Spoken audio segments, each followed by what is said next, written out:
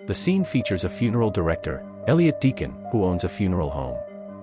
As a part of his daily routine, he prepares the corpses for their funeral while talking to them softly. Currently, he is seen preparing the body of an elderly piano teacher. We then cut to a middle school teacher, Anna Taylor, who is having intercourse with her boyfriend, Paul.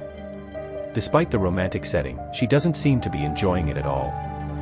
Later, while showering, Paul inquires about the matter, but she insists that she's fine, though her expression says the opposite. Following this, Anna heads to work where she finds two big kids bullying her little student, Jack. She reprimands them and immediately fends them away. After work, Anna is leaving school when the lights start flickering in the hallway. Scared, she frantically runs towards the exit but finds the door locked. Amidst this intense moment, Jack appears and inexplicably opens the door without any problem. That evening, Anna attends the funeral of her former piano teacher at Elliot's place. As she approaches the dead body, she sees it moving its mouth, startling her for a moment. But upon having a second look, she finds it normal and realizes that it must have been her imagination. Later that night, Anna goes to meet Paul at a fancy restaurant for dinner. During this, he tells her about his promotion to the company's headquarters, so he has to move to Chicago. He then pulls out a ring from his pocket, intending to propose to her and take her along with him. But before he can do so, Anna starts arguing as she thinks that he's going to break up with her. Paul tries to explain the truth, but she storms off without listening. She drives off in a state of distress, and amidst the heavy rain, ends up getting into a traffic accident. In the next scene, we see Anna on an embalming table in the funeral home with a pale face and a wound on her forehead. Shortly after, Elliot walks in and starts preparing her. As he proceeds to undress her, Anna opens her eyes and asks where she is. Elliot, with a surprising calmness, answers that she's in the funeral home and that she's dead. He further reminds her that she collided with a truck loaded with metal pipes, causing her to die 8 hours ago. Confused and terrified, Anna still doesn't believe that she's dead, despite the funeral director's reassurances that she is merely in transition to the afterlife. Meanwhile, Paul wakes up in his house and attempts to contact his girlfriend. However, Anna's belongings are now with Elliot, who disregards the call and puts them in a storage closet alongside the belongings of other corpses. Unable to find her anywhere, Paul goes to her mother's house to inquire about her whereabouts. Much to his shock, Mom reveals about the tragic accident that led to her demise. In addition, she blames him for letting her drive in such bad weather. Back in the funeral home, Elliot stitches Anna's wounds and she's perplexed that she isn't feeling pain. She inquires about it, but he ignores her and injects her with a fictional drug called hydronium bromide, which he claims will relax her muscles. A while later, Anna's wheelchair-bound mother arrives at the funeral home to see her. In a crying voice, she talks to Anna's body, asking who is going to take care of her now.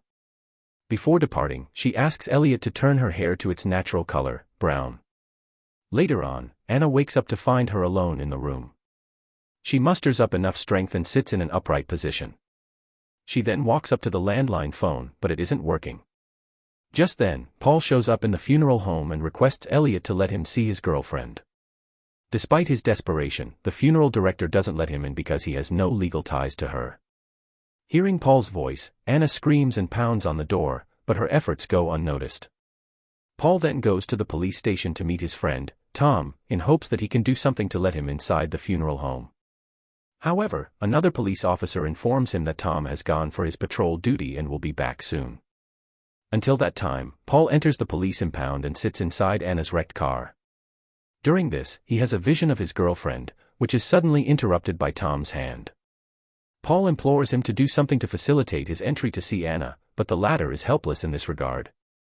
On the other hand, Anna wanders around the room and finds another corpse and she grabs a pair of scissors and waits for Elliot.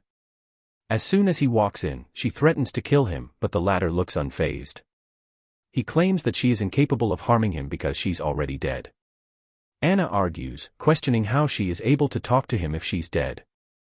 At this point of time, Elliot reveals that she's able to talk to him because he has a gift, the ability to communicate with the dead people. He further suggests that she let go of life because her funeral is in 3 days, after which she'll be put into a coffin and buried forever. In the next scene, Elliot is preparing an old woman's body for a funeral when he is joined by Jack, who seems to know about Anna's death. The boy asks about her teacher, to which Elliot replies that her funeral is on Friday and asks him to leave for now. The next morning, Paul hears the whispering voice of Anna and also experiences visions of her taking a shower.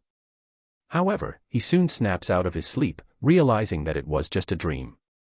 Meanwhile, Elliot returns to Anna with a dress, which she will be wearing in her funeral. While he is distracted, she discreetly steals a bunch of keys from his pocket. Later, as Elliot sets out to pick up another dead body from the hospital, Anna hastily uses the stolen keys and tries unlocking the door. Elliot pulls over at a gas station to refill his tank, and this is when he realizes that he forgot his keys. So, he rushes back to the funeral home. In the interim, Anna manages to unlock the door and wanders around the house. She soon comes across a room with a telephone. She quickly dials Paul's number and starts praying for him to pick up. After a long ring, he picks up the call but soon hangs up, thinking that it's another hallucination. Just then, Elliot finds her and lets her see her corpse-like self in a mirror. This finally makes her believe that she has actually died. At the same time, Jack, who is standing right in front of the house, notices Anna, leaving him in shock. Additionally, another suspicious event transpires. Anna sighs in front of the mirror, causing her breath to fog it. However, Elliot cleverly wipes it off before she sees it. Now that she is convinced of her death, Anna stops resisting Elliot's preparation of her body and doesn't give any importance to what he administers her with.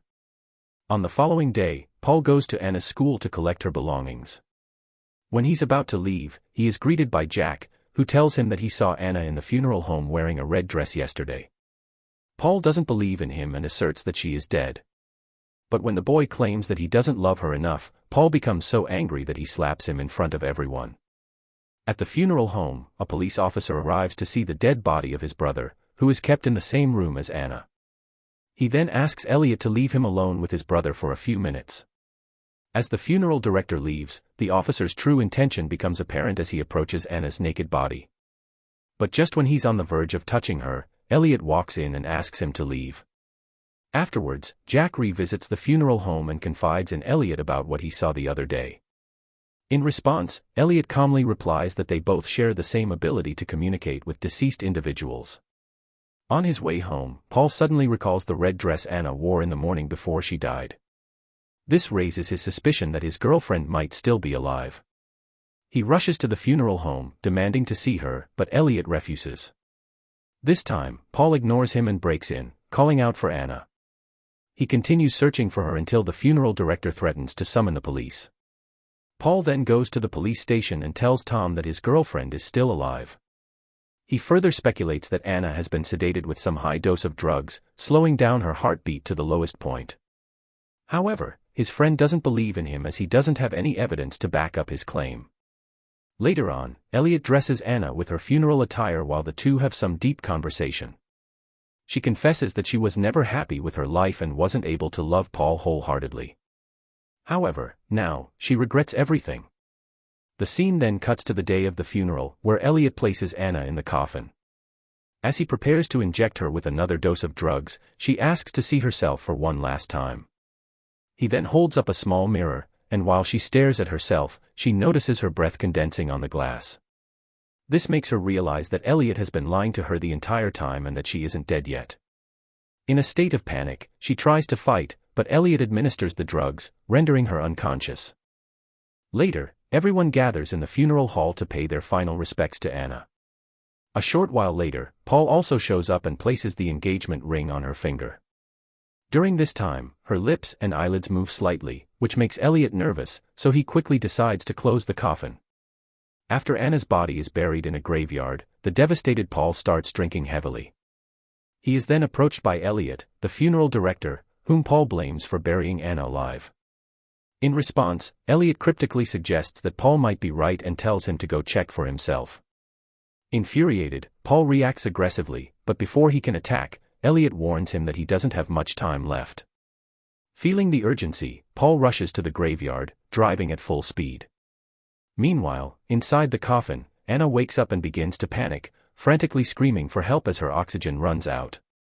Despite being drunk, Paul dodges several vehicles on the highway, eventually arriving at the cemetery. He quickly digs up Anna's coffin and pulls her out. He somehow revives her, and in a moment of relief, Anna confesses her love for him. Just then, Paul starts hearing odd sounds, and Anna explains that it's the sound of Elliot's scissors cutting his clothes. In a sudden shift, Paul finds himself not at the cemetery, but back at the funeral home, with Elliot standing over him, preparing his body as he did with Anna's.